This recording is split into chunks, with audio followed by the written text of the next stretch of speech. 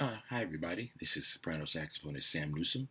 I'd like to talk to you about seeking heroes versus mentors. So, seeking heroes versus mentors. Quick story.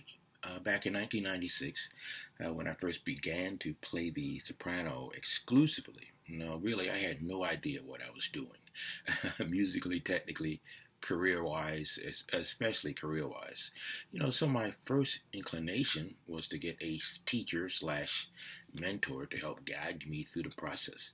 My first thought was actually Jane R. Bloom. I figure, hey, she lives in New York, and she's probably, at least at that time, I had the most experience playing the soprano exclusively, other than Steve Lacy. And ultimately, I decided not to ask her. I guess one, she didn't really strike me as the mentoring type, and certainly not a diss. We are who we are. And I did attend a few of her gigs, and she was actually very gracious about answering some questions that I had regarding armature building and sound control. So I was certainly very appreciative of that.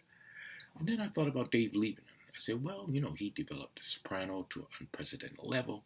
He was a dedicated educator and had, traveled a similar path of having put down the tenor sax in pursuit of a new and more original voice on the soprano.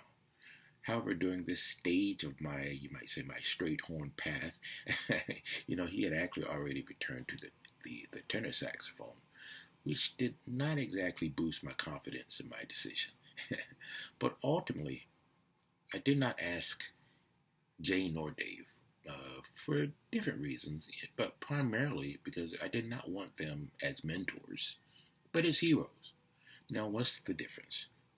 Well, the difference is pretty significant. Um, Heroes inspire us to follow our own path. Mentors tell us which path to take. When you follow a mentor, you basically do what they do. When you follow a hero, you do as they do.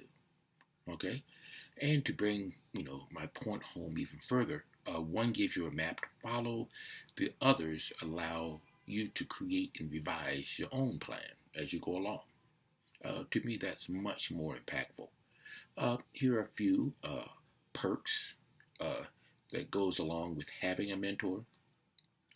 Easy access to information, access to their network of musicians, and most importantly, they offer you an excuse for being able to say that you were just doing what you were told. So if you don't succeed, you're really not forced to bear total responsibility. Now, this is actually one of the issues I actually have with jazz education, which is that we're in the business of mentoring while we should be more in the business of heroing. I know that's not technically a word, but work with me. Well, in pedagogy, students are trained to follow orders, not their musical instincts. They're not trained to take risk nor problem solve, unless they're doing math.